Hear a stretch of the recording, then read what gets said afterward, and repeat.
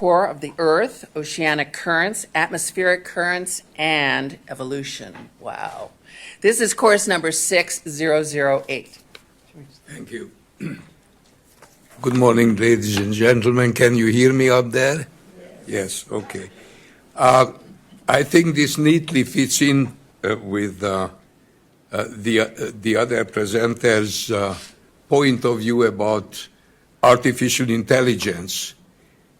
The reason why is that radical improvements in sensor sensitivities and measurements, remote sensors used in satellites, and the ability to analyze huge amounts of information and new techniques not available in even 5 or 6 years ago make new discoveries.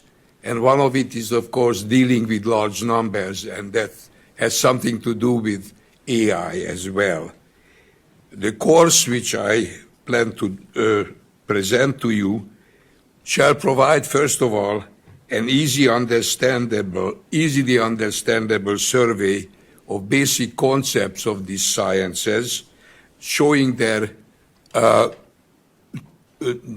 relation to each other, and most importantly, the discoveries between 5 and 7 years, in the last 5 and 7 years. For those who think that this may be too abstract, let me assure you that there won't be any mathematics and many visual illustrations. Just to give you some ideas or appetites of what we are going to talk. First, the good news. Very recent measurements showed that the ocean is capable of absorbing more carbon dioxide than it was guessed earlier. That's a good news. Another interesting news is that an entire continent was found under the Mediterranean Sea, maybe the famous Atlantis.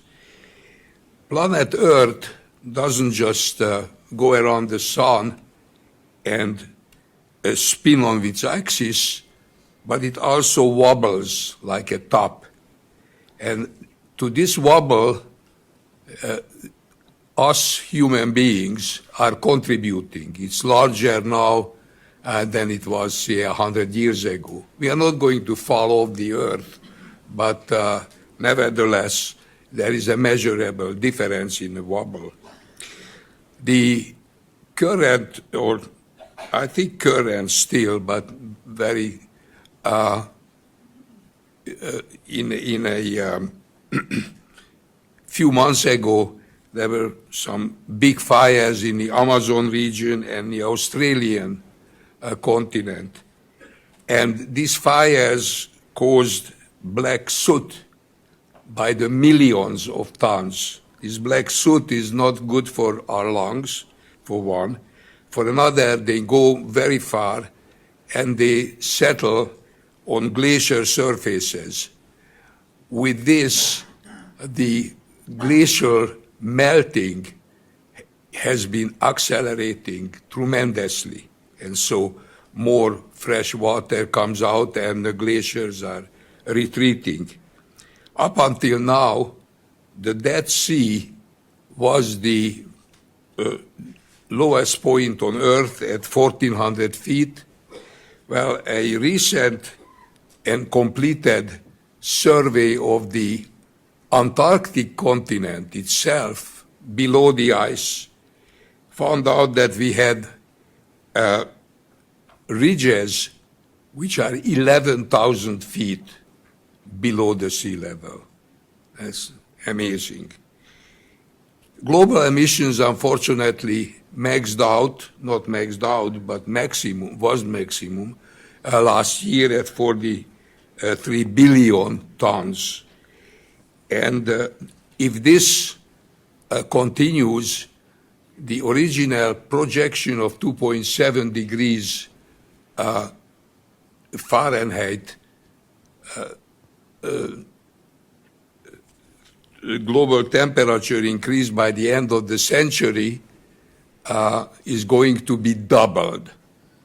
In fact, in Los Angeles last year, this double temperature already had been realized, 5.4 degrees. And so the models which the scientists have put together are all getting to be exceeded, and we will talk about that. Another bad news is that long dormant bacteria and viruses had been revived. NASA had revived bacteria 32,000 years old. And closer to us in the District of Columbia, 7 of the 12 months had set temperature records of monthly highs, and 111 times the overnight temperatures got recorded. The yearly average of a 90-degree temperature in this region is now 2 weeks longer than it was 2 decades ago. I hope to see you on April 14 and get calls. Thank you.